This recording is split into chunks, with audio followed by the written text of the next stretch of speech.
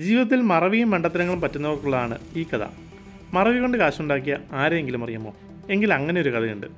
1997 read Hastings എന്ന് പറയുന്ന ഒരാൾ അപ്പോളോ 30 എന്ന് പറയുന്ന ഒരു കാസറ്റ് അമേരിക്കയിലെ ബ്ലോക്ക് ബസ്റ്റർ എന്നുള്ള കാസറ്റ് കടയിൽ നിന്ന് റെൻറ്റിനെടുക്കുകയാണ്. അങ്ങനെ റെൻറ്റിനെടുത്ത് ആ കാസറ്റ് അദ്ദേഹം കണ്ടതിന് ശേഷം തിരിച്ചു കൊടുക്കാൻ മറന്നുപോയി.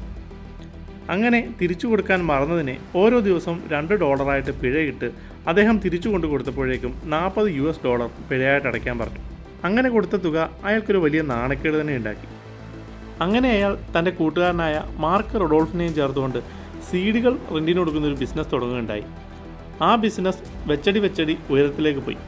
അങ്ങനെ ആ ബിസിനസ് മുമ്പോട്ട് പോകുമ്പോൾ സീഡുകൾ ഒടിഞ്ഞു പോവുകയും കംപ്ലൈൻറ്റ് വരികയും ചെയ്യുന്നുണ്ടെന്ന് കണ്ടെത്തിയ അദ്ദേഹം തൻ്റെ ബിസിനസ് ഓൺലൈനിലേക്ക് മാറ്റി. അങ്ങനെ ഓൺലൈനിലേക്ക് മാറ്റിയ ആ ഒരു ബൃഹത് ശൃംഖലയുടെ പേരാണ് നെറ്റ്ഫ്ലിക്സ്.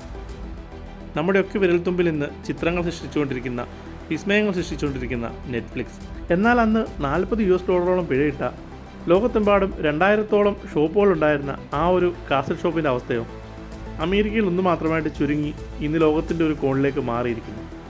അന്ന് താൻ മറന്നു വെച്ച ആ ഒരു കാസറ്റ് തനിക്ക് നേടിത്തന്ന ജീവിതം, നെറ്റ്ഫ്ലിക്സ്. ഈ കഥ ഇഷ്ടപ്പെട്ടാൽ തീർച്ചയായിട്ടും നിങ്ങളുടെ മറ്റുള്ള കൂട്ടുകാരിലേക്ക് ഷെയർ ചെയ്യുക. മറവിയുള്ള കൂട്ടുകാരും നിങ്ങളുടെ കൂട്ടത്തിൽ കാണുമല്ലോ. ആരെങ്കിലുമൊക്കെ കാശുകാരാവട്ടെ.